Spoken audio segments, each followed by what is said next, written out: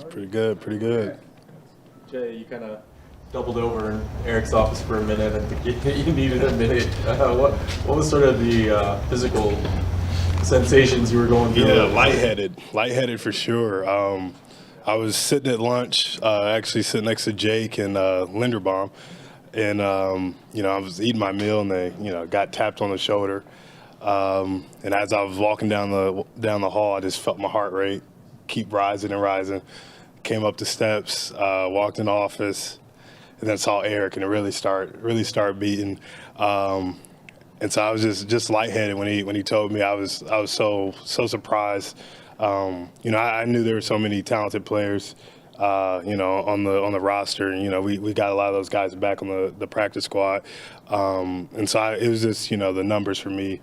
So when he told me, I was just really surprised.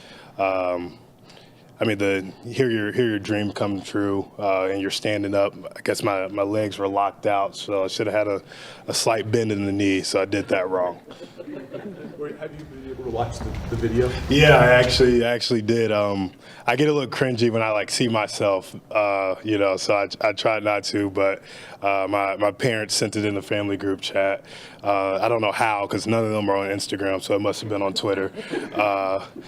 And they sent it to me, and I just had to watch it. And then Coach Santucci actually played it in the linebacker room this morning with all the guys. And we were celebrating everybody, Ruben and Key as well. Just to see the surprise in our face, and just how happy we were. And I think the coolest part was just the family's response to what happened, and it's kind of community success.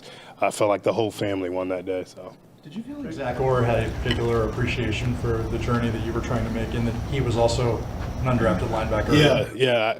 I remember, talking to my agent, 6th round actually, and he called and he was like, there's a couple picks left, but we need to start making a list of where you want to go. And he mentioned that the defensive coordinator for the Baltimore Ravens was an undrafted linebacker.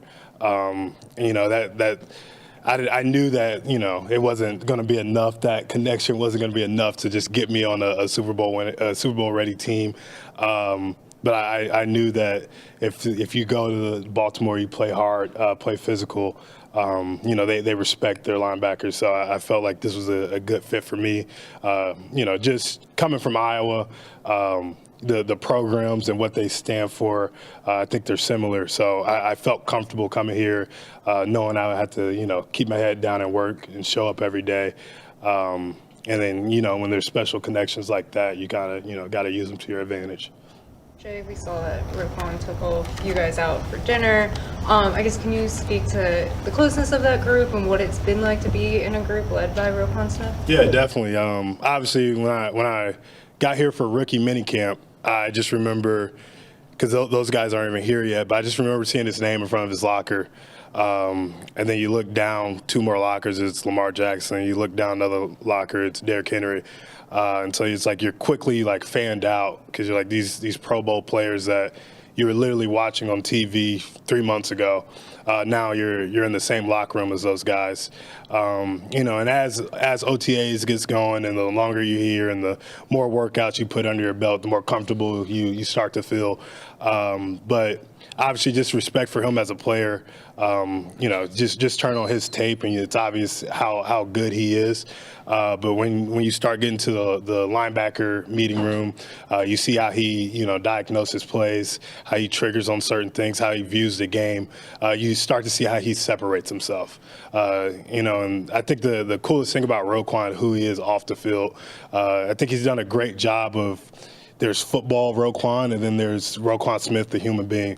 And I think every football player has got to have that balance, and he does a great job. And just he allows, the rookies, anybody in the room, access to both parts of his life.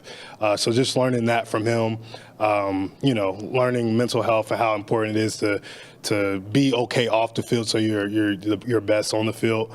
It's just been cool learning from him, getting closer with him. We see how expressive your dad is on social media.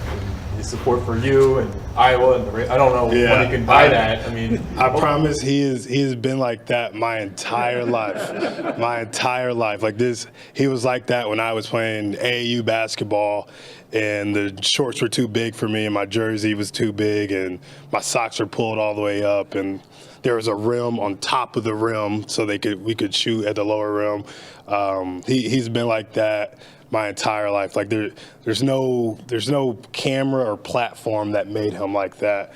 And it was funny because the day I got to Iowa, he was like that. And I mean, it took me 3 years to be a starting linebacker there. But I was running down on kickoff, and you would have thought I was the Buckets winner when he was, just his presence on social media. So when he says he's my biggest fan, my biggest supporter, he means that from day one. Well, part two, I mean, we saw a little bit of that phone call on the video, and it looked like he wanted you to call him back. What was that like, just kind of luxuriating in that moment with your dad? Yeah, when it comes to my family and anything to do with success, my dad's super emotional. He's a family guy. Like he lives off me and my sister, and anything we do, he's willing to support it. I mean, I could tell him I'm trying to do anything. My dreams are anything. Him and my mom, they're willing to support anything, and just to see where my football career has gone, and then just like these last couple of months of my football career have taken like a drop, and it's like I was doing really good in college, and everything was good. Then the combine came around and the draft came around, and it was kind of hard on me because I was like I just don't know what I'm doing wrong. But to see him not waver, I think that's why you saw some of that emotion on the phone call, because. For me, it's hard to say, like, I knew this would happen. Like, I knew everything would work out. I was having real conversations with myself after the draft, if football's in my future, if I need to go do something else. But if you would ask him after the draft, he knew this day was going to happen. So just knowing I got a father like that in my corner, I think that's what the video showed. Are you used to being underestimated, or has this been a little bit of a new experience? My career's got it's got loops. It's like cycles around. Recruited, not really recruited out of high school. From Indianapolis, Indiana. Didn't get an IU offer. Didn't get a Purdue offer. That means a lot from a Indianapolis football player. I'm 40 minutes from, those campuses. And so Iowa was my first Big Ten offer. Go to Iowa, sit for 3 years, true junior, watching other people play. Then I play, I do everything I possibly can do, and, people tell you it's not enough. So, all I can do is focus on me, focus on, running the ball, tackling the ball, and getting better every day. And usually things tend to work themselves out. Jay, one more, please. I'm curious, Zach Orr talked about how a lot of college linebackers these days are like athletes who get moved to linebacker late in their career. You've just been a linebacker. How do you think that got you to this point, and what does being an inside linebacker mean to you? I think the game's changed. I mean, dudes are athletic. I mean, you can get a 6'4" guy who's 225 now, and he used to play safety. I think that's just a testament to guys getting bigger, faster, stronger every year. But I mean, I think the game's won in the X's and O's. I'm not the biggest guy. I'm obviously not the fastest guy. But I think there's a feel for inside zone. Like there's a feel for pin pull. Like you got to feel those things, and maybe it's because I went to Iowa and I played with I see a fullback and Linderbaum and big guards for 5 years, but there's something about just feeling the offensive line and who they're working up to, and when that guard's pulling, you just gotta feel those things, and it's cool because Roquan talks like that. He can't really explain why he did what he did every single time, but he has a really good feel of what's going to happen and how the play is going to develop. And I think that's what makes a good linebacker. All right, Jay, appreciate it. Thank you. Congratulations.